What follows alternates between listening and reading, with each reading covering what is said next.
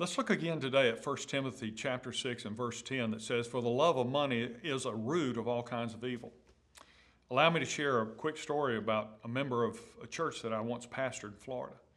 God had been working in the life of this man in our church, and he had been increasingly more involved in what God was doing through our church's ministry. But he came to see me one afternoon to let me know that he had just won the Florida lottery, so he sought my advice on what to do with the money. Now, I suggested that he could redeem the situation by practicing the biblical principle of at least tithing and giving at least 10% of his earnings to the Lord. I in no way endorsed the lottery or endorsed it to him, but I assumed he wasn't going to return the money.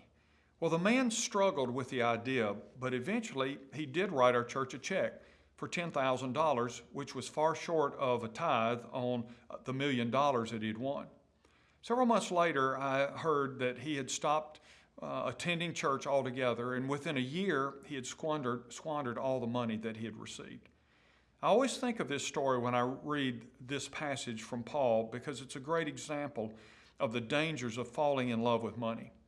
Loving money can lure you away from your faith, which is exactly why it's such a powerful tool for the devil to use against you.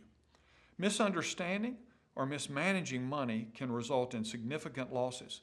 Of course, there's the financial loss, but as was the case with this man, it can lead to spiritual and relational loss too. Money is an excellent tool at your disposal to advance God's kingdom, but I have to tell you, it's an awfully harsh taskmaster.